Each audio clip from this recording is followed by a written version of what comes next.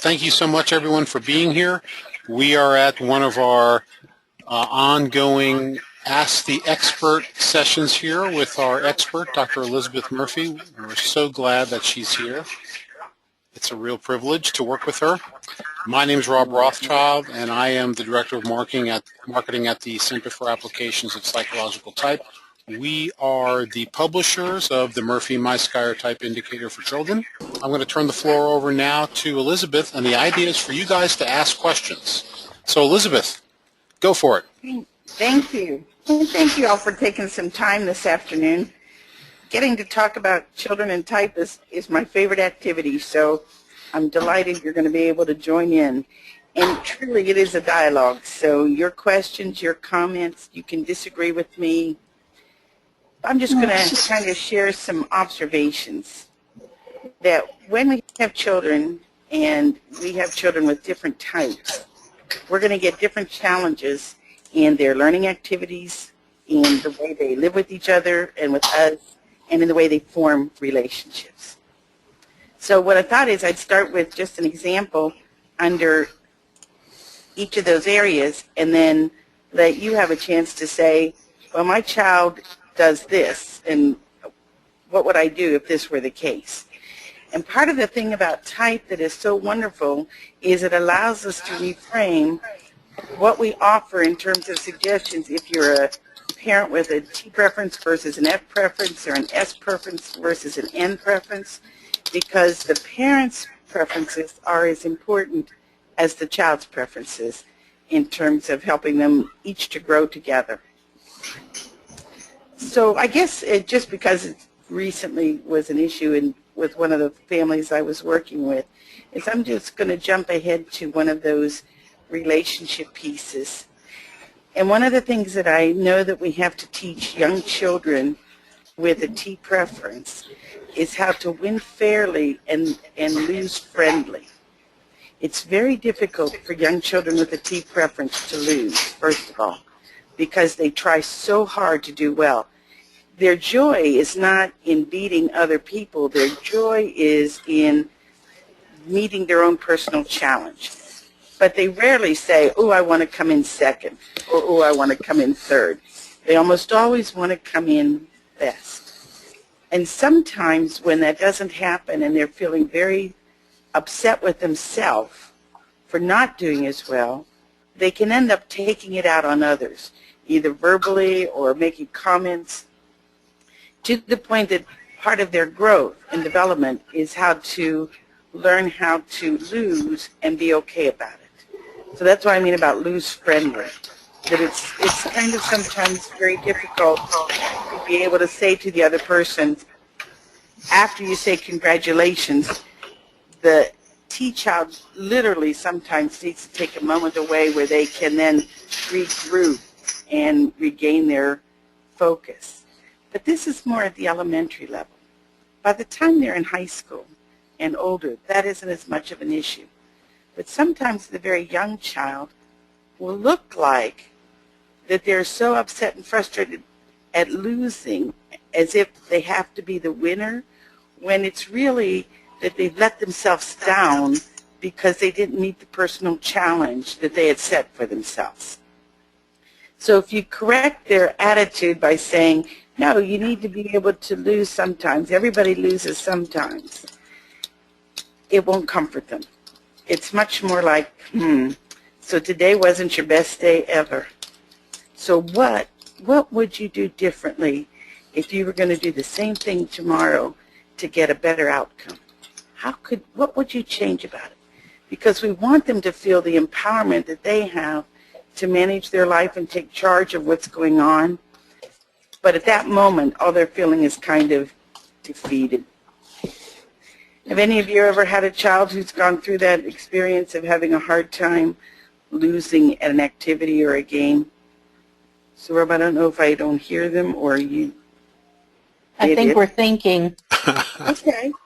Especially if you have older children, you may have to be thinking back, because some children learn this incidentally, but some need more direct instruction in how to help them overcome the frustration that they personally experience, especially if they see another friend who did not get upset, and you start comparing, if you have two children and you start comparing one reacting this way and the other reacting that way, they begin to wonder, how come they're not so upset about this? This was an important thing, and why aren't they upset about it? By the way, Mark just sent us a text saying, my child is just the opposite, but he is a feeler. Yeah, that is the difference. Sometimes feeling children, their struggle with competition is to win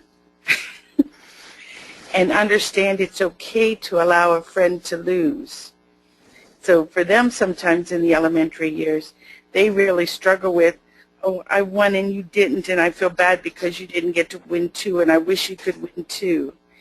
And we have so many teachers with a feeling preference in those elementary years that sometimes in kindergarten and first grade, there are no real competitions. Everybody wins. Everybody gets a ribbon. Everybody. And the children find that strange. It's like, why are you doing that? If it's not a real game, if it's not a real contest, then, well, let's just play. But let's not call it a contest if there isn't going to be a winner. But feeling children will struggle sometimes when they have won and their friend has not. Now, they don't seem to struggle as much when their friend wins and they lose, because they can take that supportive role. But to be the winner and then have to help a friend who has lost is sometimes a struggle for them. They feel the empathy with the loser more than they feel the joy of their win. So, Mark, I don't know how that matches with your child, but that's a more typical feeling reaction. So I don't know if you can hear me now. I put a headset on, but you're absolutely right. He would rather other people win than for him to win. Yeah. You know, I've even had some kids that when they went into a new school, like if they moved, they would deliberately dumb themselves down and not win so they could be supportive of somebody else and hopefully make that as their entry into a group. Because sometimes they're just not comfortable with knowing, how am I going to become a member of this group. Yep. Yeah. Well, the cool part is it's normal and it's just a different lesson, but such a totally different lesson to teach a T child about play and fairness than what you would teach with an F child about play and fairness. So, Mark, how old is your child? He's 11. 11? Okay. Yep. And do you see some things changing in the 11-year-old from how he used to be in the younger years? I probably actually see more of that feeling part coming out. He wears his heart on his sleeve and is very kind, and he gets very concerned about hurting other people's feelings. Even the other day, he didn't say thank you to a server at a fast food restaurant, and then he wanted to go back in and tell her thank you. Right. Right. That sensitivity to the impact of my behavior on others and how can I help that other person have as good a day as they could possibly have. Yep. It's a wonderful gift. Mm-hmm. It really is a wonderful gift. And at that age, it's harder to do that than it is at younger ages where people would say, oh, that's cute. At his age now, he's going to be sorting between, gee, I wouldn't have expected somebody to say that. So it's either going to be perceived as wonderful, or people are going to go, that's different, but not necessarily maybe give him the positive response that he deserves with it. You know, because we aren't still at a culture yet where we allow a gentle approach from males as much as we allow that gentle approach from females. Right. Oh, I wish it were different. Yeah. But Well, and I think he's beginning to realize that there are mean people in the world, and he gets confused about that. That's been tough for him. True, because it's not matching his values. If you are nice, then people are nice. Right. And to learn that there are people who are mean just for the sake of being mean is so foreign to kids with that feeling preference, typically, that when they meet them, they want to help them, help them become nice. Yep. Yep. one of the cautions you might think about is sometimes when they reach that 8th grade, 9th grade range, so it's got a few more years to go, they will sometimes, in that caring nature, try to take care of others who then just take advantage of them. Right. And when that happens 3 or 4 times in a row, it can become so hurtful that the feeling child will put up a shell as if I can't trust anybody in the world. Because that's what he's really learning to do, is who can I trust and who can I not trust. And the phrase we typically use is we want them to learn wise trusting, that you cannot trust everybody. But the feeling child goes into a relationship believing what's wonderful about you, and then only learns when you're not wonderful. Mm-hmm. So they usually have to get let down. So sometimes you might even talk about when a friend lets you down, what's your next step? What do you do next? And they might choose, well, I try to be nicer, or they might choose, I just make an idea that they're not going to be my friend and I leave them alone. Mm-hmm. Or anything in between. Yes. And it's kind of like whichever coping skill works for them, as long as we help them feel okay about how they handled the situation. Feeling good about yourself and a good self-esteem at those ages is really about, can I fix it or can I cope with it? Mm-hmm. Because everybody's going to run into a problem, especially in relationships. But if I can fix it, then it's okay. I have the power within me to make the change I need to make this better. Mm-hmm. And if I can't fix it, can I adjust and cope with it so that I accept it is and that's what it is and okay. So we've had some children with feeling preferences who have felt rejected by their teachers. Not the first week, not the second week, but by the Christmas time, they kind of know when they're the student who's pushing that teacher's button and the teacher just kind of takes a deep breath when they walk in the room. Then it's very hard for the feeling child to accept that. Mm-hmm. But they usually can't get a classroom change, so they just have to tolerate it for the rest of the year. So some of our coping is temporary and some of it not. Yep. I'll just jump in here.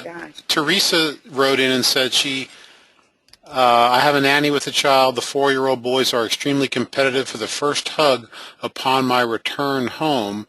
All appear to be extroverts. They scream if they lose the first hug and taunt the loser if the loser is not already screaming in rage.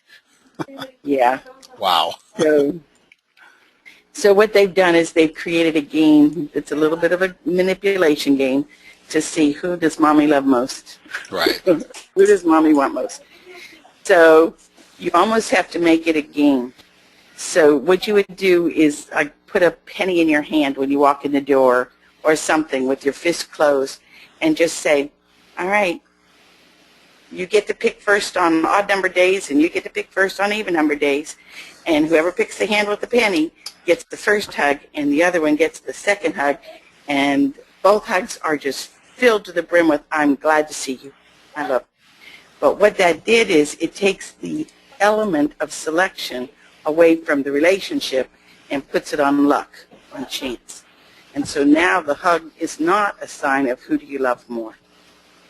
And if somebody throws a fit because they didn't get the penny or they didn't get the hand with the penny in it, then your reaction to that might be, oh, so today you were God's second choice. And maybe tomorrow you'll be lucky, and maybe your brother will be lucky again. Who knows? It's a game of chance. But I'm the luckiest one because I got a hug from both of you. And that makes me the luckiest. So you're taking away the order as a critical element, which they've tried to embed into the system. Do you think that might be something that would work for you? That was Teresa who had written that in. I don't know, Teresa, you can speak. You should be able to speak up if you'd like to. I guess maybe her phone's not working. Okay. All right. But here you go. She says, I think making it a game would be a great idea. Yeah, there she is. The real factor is to take the decision away from the relationship and put the decision onto chance. And always let them both know that first hugs are good and second hugs are good, and I'm just lucky to have 2 hugs. So I look forward to 2 hugs every day. And then if there was something you were going to go do with them right after that, like if you were all going to go down and sit down and have a glass of milk together, if you were all going to go sit down and,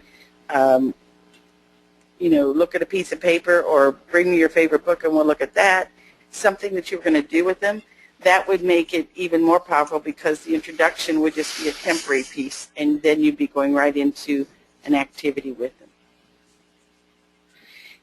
I don't know about your energy level at the end of the day, but my energy level at the end of the day used to be 0. So when I would be coming in, if I had kids running at me, I don't think my first reaction would be, oh, wonderful. If it were, it would have been a fake reaction. It would have been like, oh, my gosh. I don't even get 2 seconds.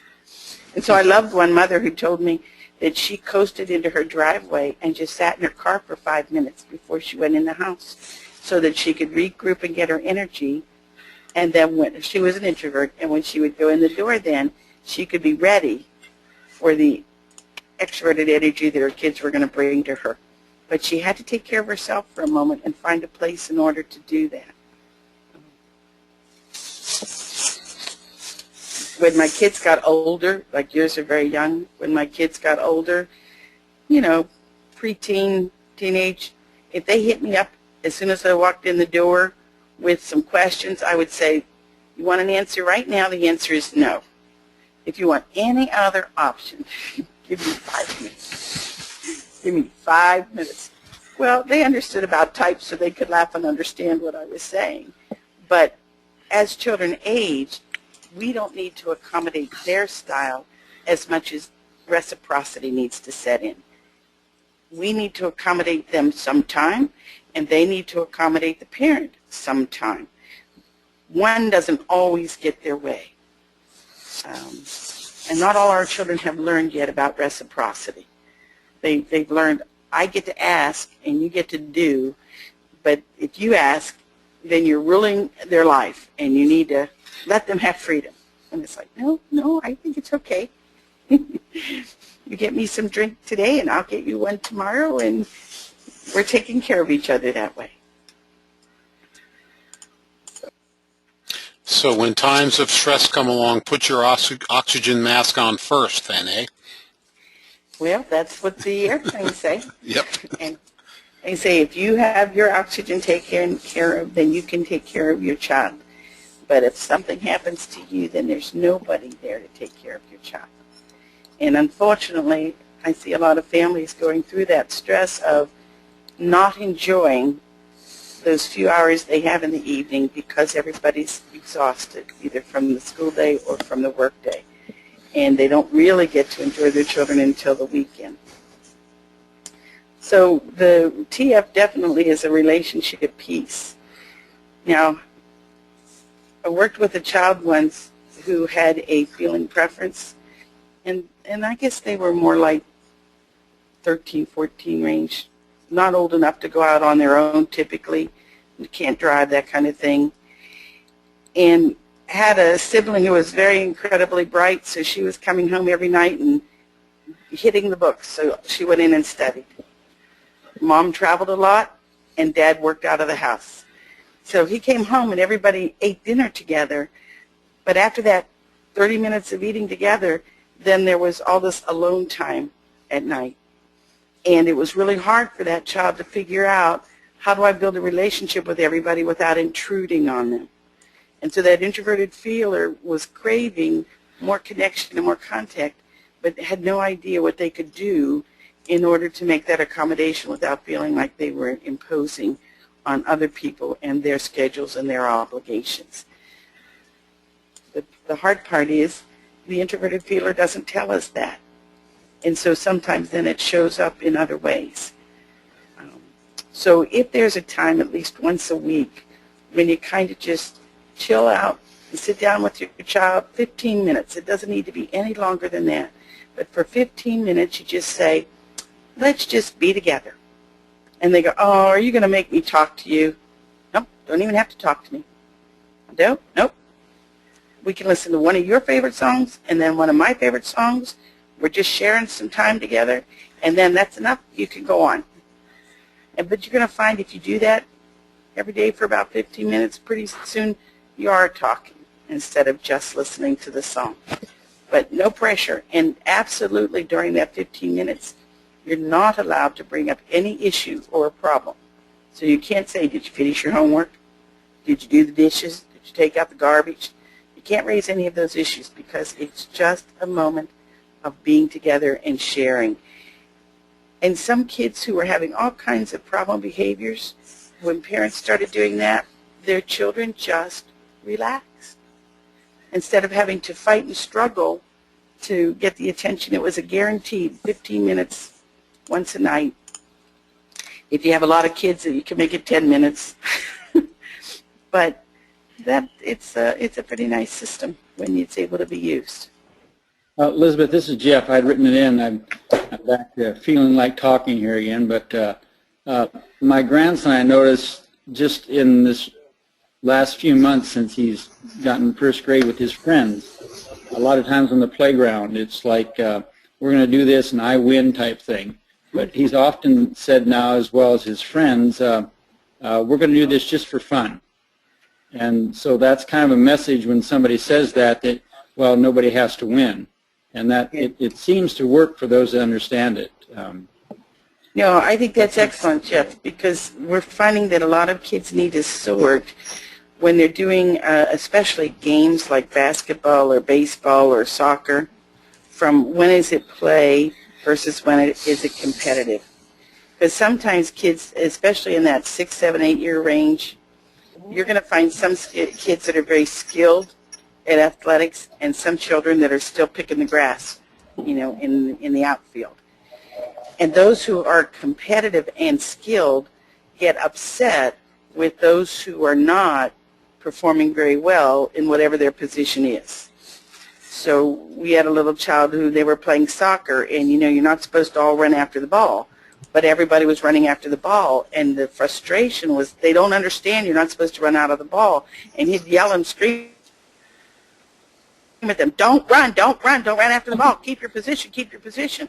Well, they were running after the ball and having a grand old time, but he wasn't able to enjoy that experience. So exactly what you're saying, we had him sort from this league is a leisure league. It's a league where you get to practice the sport, but competition isn't the critical piece. But as you get older, you're going to find there will be leagues where competition and winning is the critical piece, such as, and then you name a pro team that was in their area. For them, it's a competition, and they're going to win, and every person's going to know their job best. But when you're first starting out, there are usually two different kinds of leagues. One is experiential, and I'm just enjoying it, and then one becomes competitive.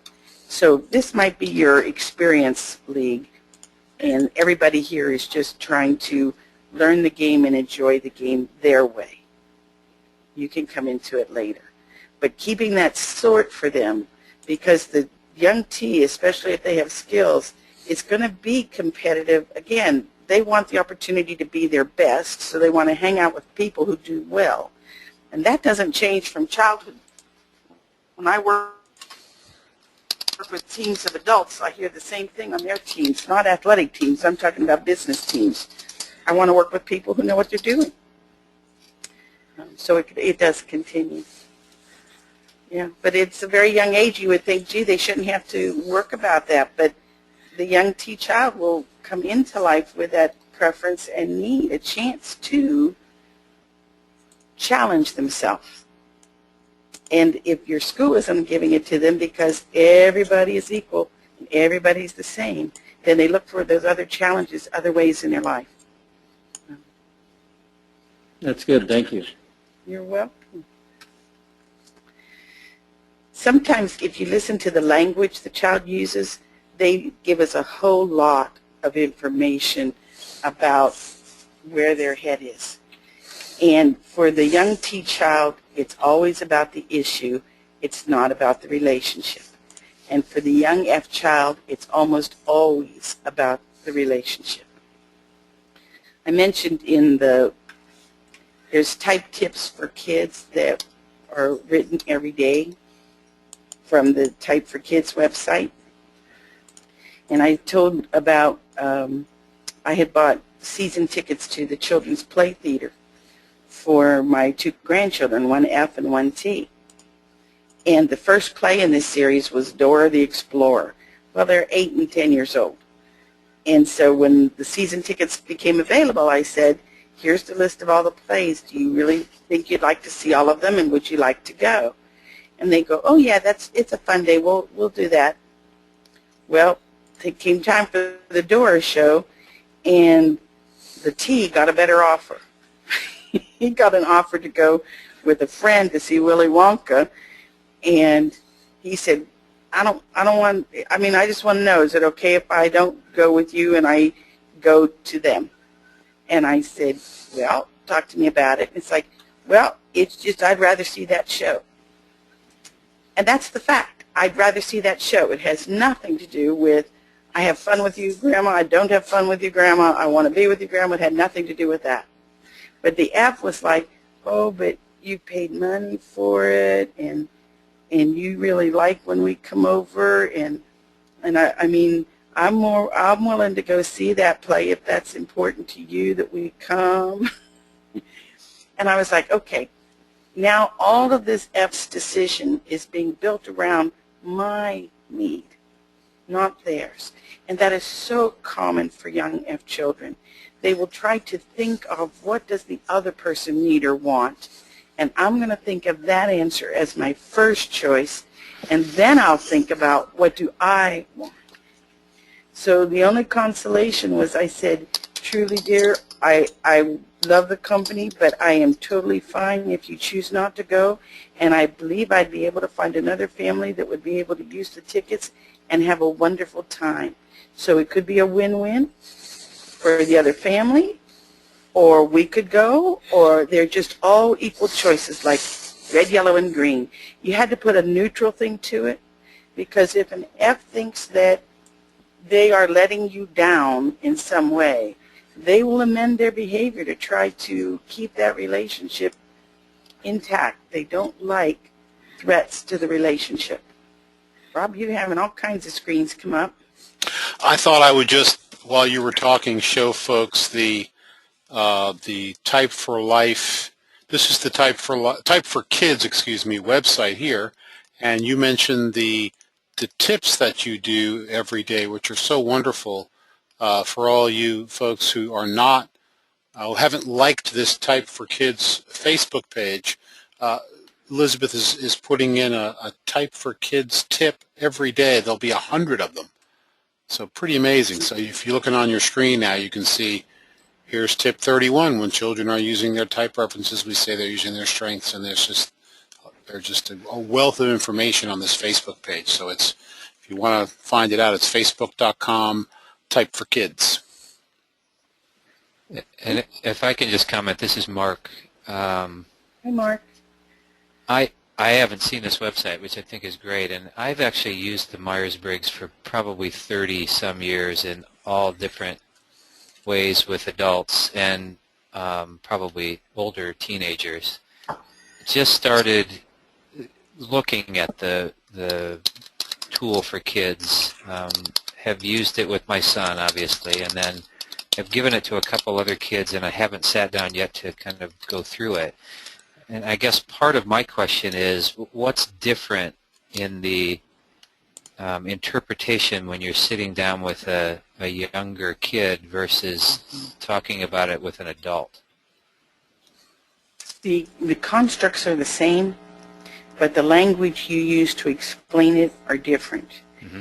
And so I don't know if you've seen, but there are little workbooks for the different ages of children that has the language that matches their age range.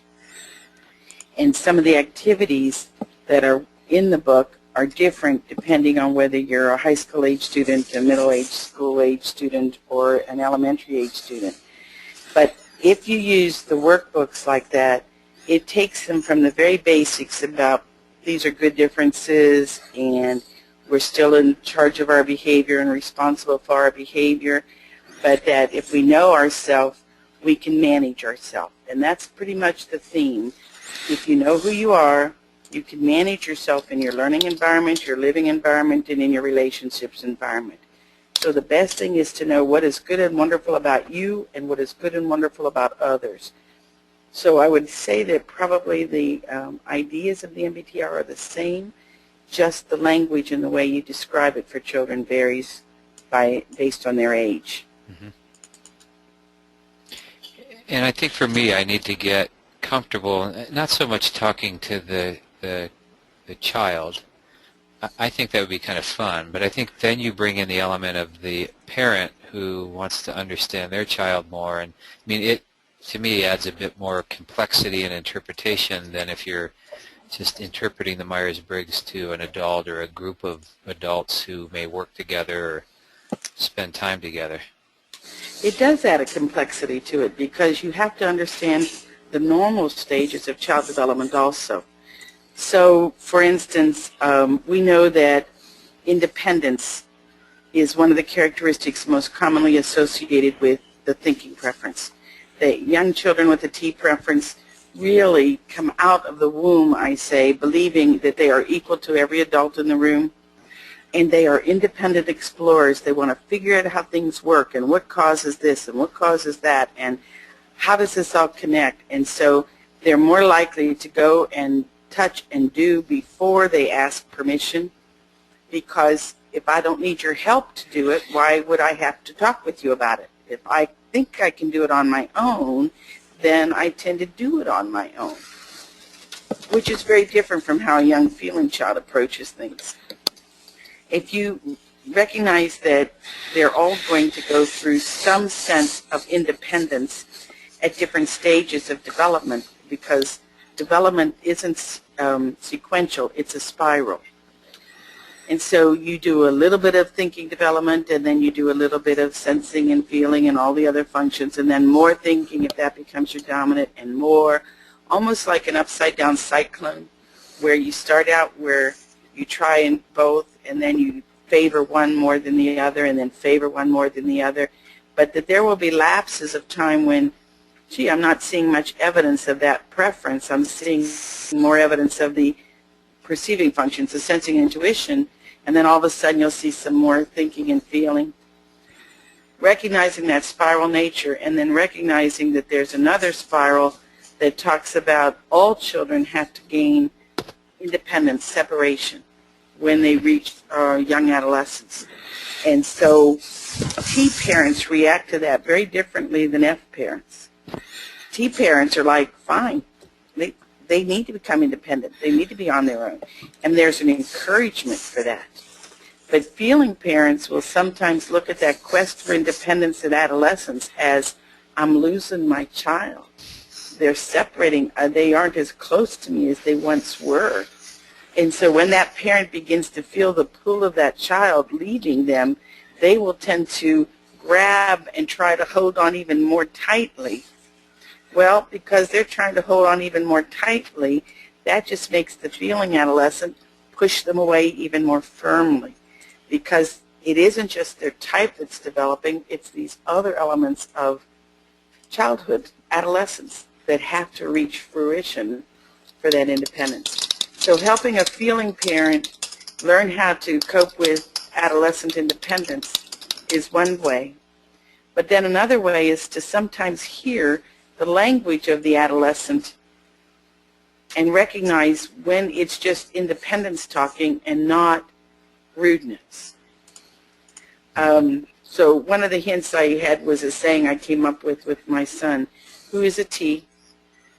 And during, when he was a senior in high school, junior in high school range, his sister went off to college.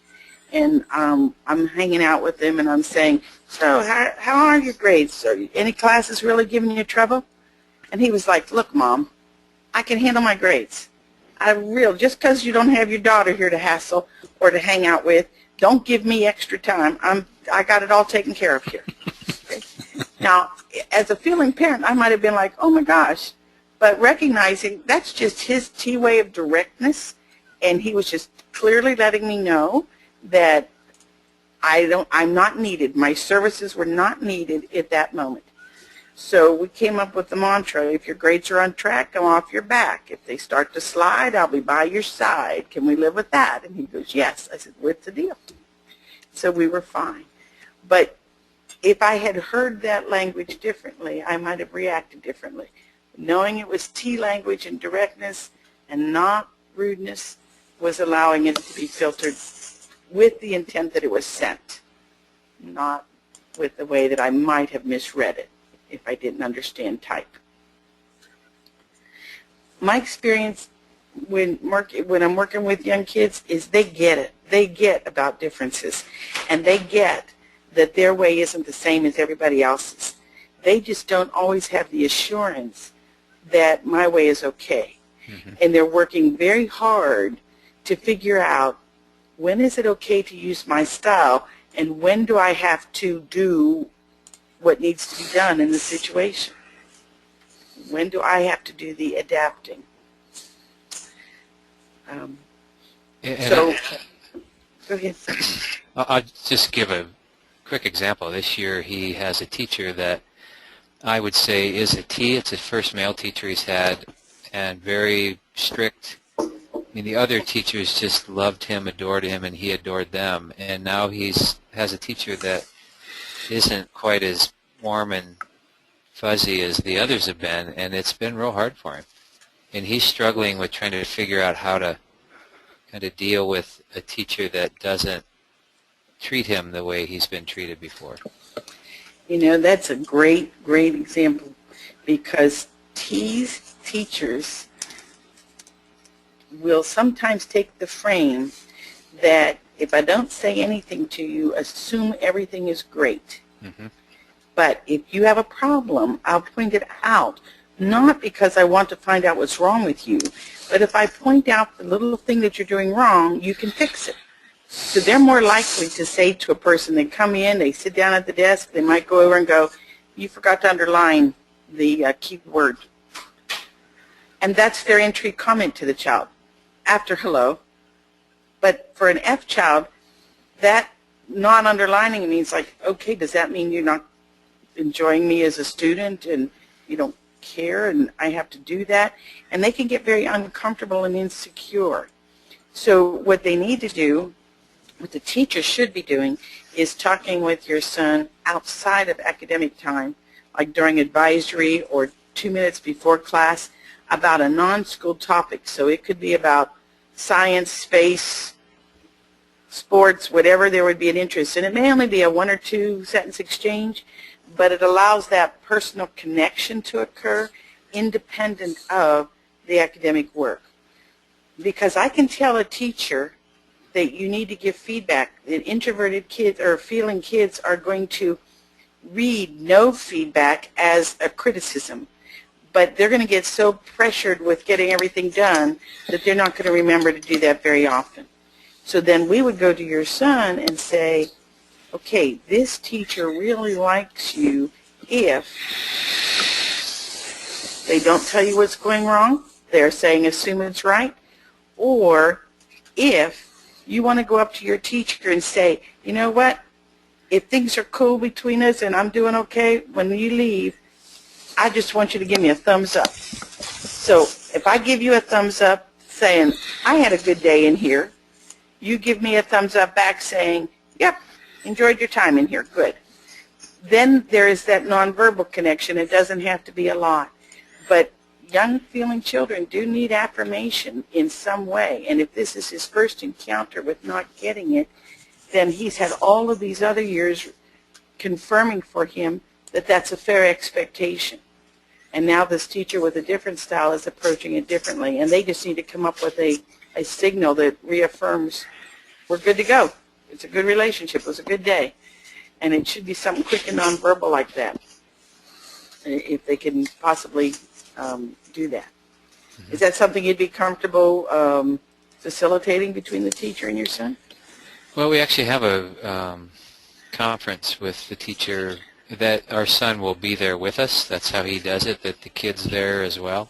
Uh-huh. And I think we have some questions for him about how he does what he does and the impact that it has on our son, and not that he's always doing the right things, but for the most part, he wants to please Right.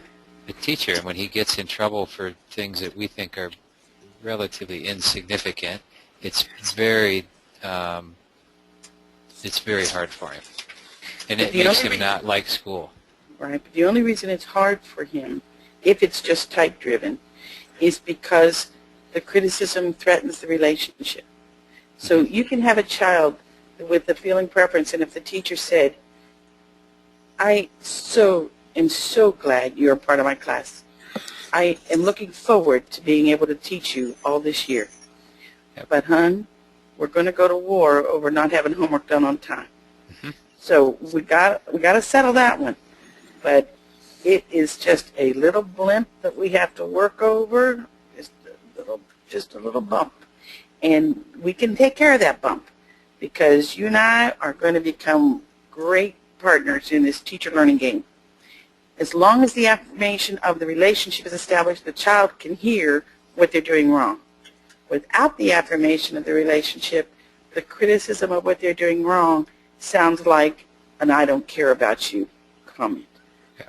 But it might be worth the time to even talk with your child a little bit ahead of time about if you had a need, like if you wanted to know, was it a good day for you, or how are you doing in the class, or just some feedback from the teacher, how would you get it? What are some possible ways? He may decide, I'd rather live without it than have to ask him for it. Or he may decide, I can do that nonverbal signal. Or he may decide, no, I've just kind of figured out he doesn't tell anybody that they're doing okay. Mm-hmm. And I know that this guy is the smartest kid in school, so if he's not telling him, then I'm just going to accept that that's how he is. But it would allow your son to have that self-management. This is the problem, and this is how I would like to handle it. Yeah. Okay, that's good. Well, good luck with it. Thank you. Yeah. Sounds like it's just a simple fix if people are cooperative with the issue. Mm-hmm. We all can use an attaboy once in a while. Oh, yes. But the difference is T's usually know whether they've earned the attaboy if nobody tells them. And F's don't. Feeling children are so service-driven that they do not know if they're doing what's right until somebody else gives them feedback.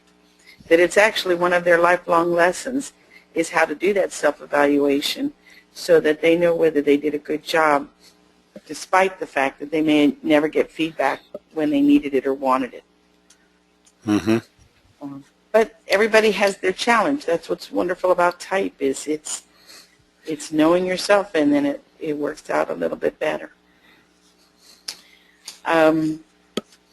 If we go to some of the living differences, the E and I and JP, since we don't have a whole lot of time left, that's the one that usually comes into issue with the kids when you have jobs to do, or they're not doing what they're supposed to be doing, or they're always leaving their stuff around, and you get into a lot of the nagging or issues like that that are related to it. So I had a mom just tell me this week that when she was in Miami, we had gone over a couple of suggestions, and she went home and used them, and they worked so well for her. So I'll just kind of share those with you if you don't mind. The one was called the help or hire. So that when kids go with kind of a learned helplessness, like, I can't find it. Well, where'd you look? Everywhere. Well, did you look in your room? Yeah. Did you look in the living? Yeah. It's not anywhere. And then the parent gets up and finds it and goes, see, here it is, right where I told you to look. Well, for the child, sometimes that's a win-win because I get what I needed and I didn't have to put any effort out. So the help or hire rule is one that says, if you need my help, if it's really something you can't do, like you can't reach the book that's too high, or you can't untangle that knot because it's so tight, or whatever it is, there, I'm helping you, no problem. But if it's something like looking for something and you don't feel they put adequate effort out, then I always say, well, you can hire me.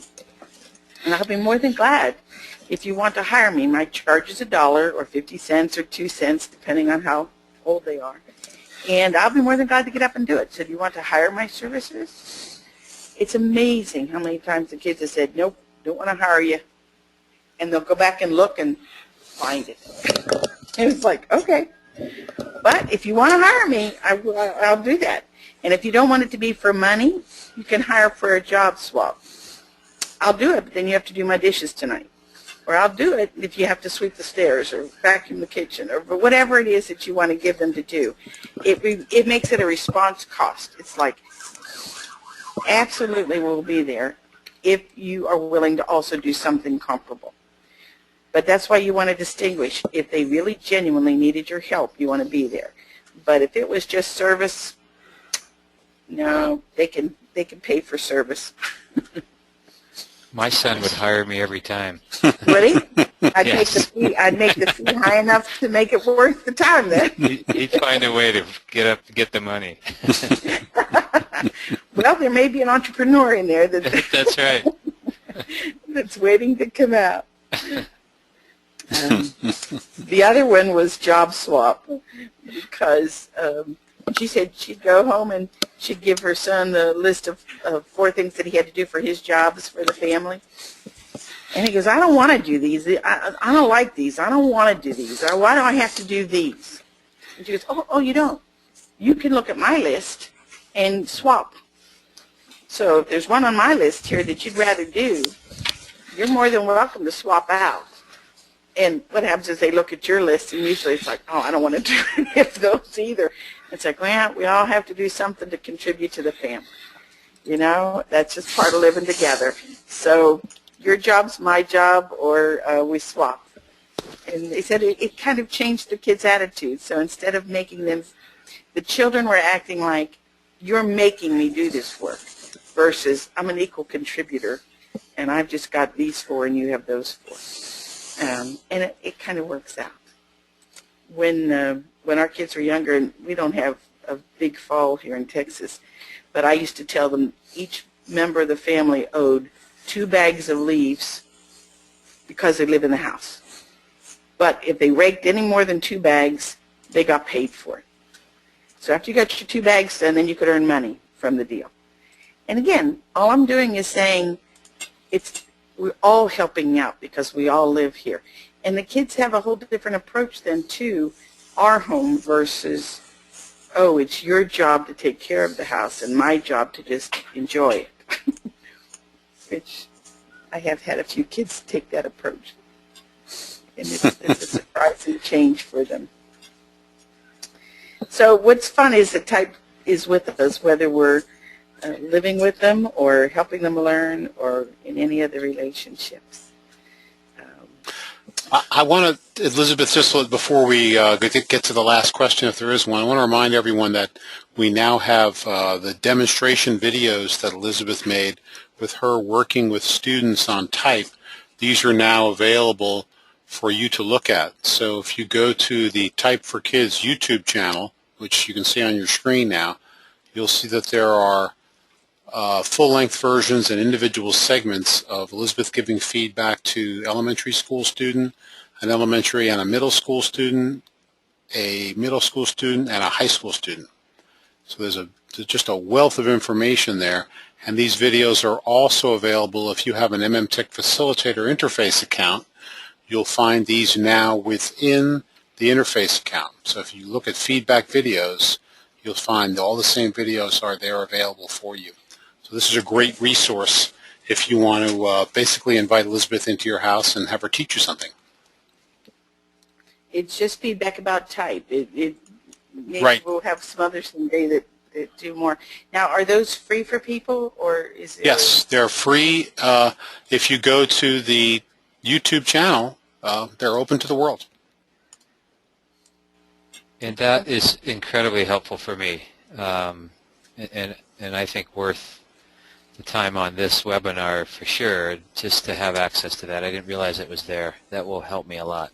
Yeah, Thank you for you bet. posting those. That is best practices when you're giving type feedback to children.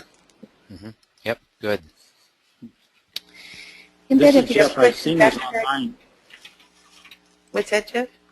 I've seen those online, and they're very interesting. I like them. I was just looking at them last week, as a matter of fact. And It's one of the sites that I drew the attention to our early childhood specialists at the university about in that. Ah, great. I think part of our goal is to help as many people as we can without it costing them a whole deal, which is why the type tips are all free, and a lot of the materials that you need to use, if you're part of that facilitator page, you're able to download. Is that not accurate? Like they can download the question booklet and the answer form? Yeah, the manual, the test booklet, the answer sheets, the parental permission requests letters, verifying type of students, all these things are free downloads, presuming you have a facilitator interface account. Right, so you have to be able to know what you're talking about with the kids before you get the materials, but once you have met that criteria, then the cost is only going to be in the scoring of the instrument should you choose to use it. That's right. There's an awful lot you can do with teaching children about type and differences that are not necessarily contingent on the indicator, that are just their awareness of them. The kids will tell me back, oh yeah, I think my teacher is this, or I think my friend is this, because for them it gives them a way to define normalcy and differences as easily as it is for adults who are using MBTI language. And we did use the same vocabulary. We didn't change the vocabulary for them. They still use the terms sensing, intuition, thinking, feeling, judging, perceiving, extroversion, and introversion. So those terms are still there. So hopefully it just becomes a vocabulary word for them rather than something complicated and difficult for them to understand. But when I talk to the kids, they seem to get it. They seem to be able to determine, oh, that's more like me than that one. So. Yeah, when my son read through his, he just kind of matter-of-factly said, "Yep, that's me." So I think he understood it. Yeah. That's great. And then the recommendations are there are more recommendations for, so now that you know this, so now what? Mm-hmm. And hopefully some of those will help them. I will say one more thing about feeling children. If school is not giving them the plus that they need, that affirmation, that because they tend to be servers, helpers, that getting them to help out with a cause, whether it's helping wash the dogs for some event or playing bingo with older people at the nursing home or whatever, if they have a service job that they do regularly, it kind of sometimes fill in that gap in ways that can't be done as fast as, changing in teacher's style. Elizabeth, this is Jeff. I have a question. It might require a longer answer, so I have a short time, but maybe you can point me to where you might have this information. I'm thinking the future here. With a principal at the elementary schools here, I directed her to watch this webinar, and she said she would try to do that. What recommendations do you have regarding introducing, using, talking about, and even reasons for why one might use, the instrument at an elementary school, short of having you come, Yeah, no, that's not the best plan. So let's see. I'm not sure what we would have in terms of some brochures or things that might have an explanation. I'm pretty sure that the one with the hands used to explain enough about it to say, what do you hope was going to happen? But to me, it's still about, if you know who you are and you know the way you learn and the way you make friends and the way you like to do things, that's going to help you know how to get your needs met and to respect when others have needs that are different than yours. So, for instance, many intuitives hate to hear multiple examples. They think if they got it, it's time to go on. And when a teacher gives another example and another example, they find that boring. But if all the teacher says is, some students will like to move on once they get a basic understanding and they only like 1 or 2 examples. But some students like 3, 4, 5 examples because they want to keep confirming that they understood it. And so some of the time I'll give a couple of examples, and some of the time I'm going to give more examples. And sometimes will be your style, and some of the times it'll be the style of your friends. When you say that to the kids, they don't have any problem with hearing multiple examples. But without that, they think the whole world is running at the same perception that they have. So just being able to use type concepts to help people understand that this information has value in helping us to appreciate differences, as well as for the child to manage themselves, I think is why you would ask a school to consider it. Jeff, on your screen, you're looking at the brochure that Elizabeth mentioned, and if you would like, I can send you as many of these as you might need. This is a nice full-color brochure that does our best job so far of answering that question. I think we've shared your time, and I'm grateful for all of you who gave this much of your precious time, and for those who had their questions and shared about their children. It's always wonderful when I get to hear examples from other people, so thank you very much. Yeah, I appreciate the insight on this, and I hope to be using it more as I move forward. Not just to understand my child, but to work with others as well. Yeah, it's great. I mean, they're just pure fun when you work with the kids about it. And I'll just remind everyone, if you want to share anything about this, you can go to the captcapt.org and look for the MMTIC, or you can go to our website, typeforkids.org. And that's just a portal to find out everything you might need to know about this work. So thank you, Elizabeth, so much for sharing your wisdom. I learned so much, like I always do, and thank all of you for tuning in. We really appreciate it. If you have more questions, you can just feel free to ask me, and I'll pass them on to Elizabeth. My email is rob, R-O-B, @capt.org.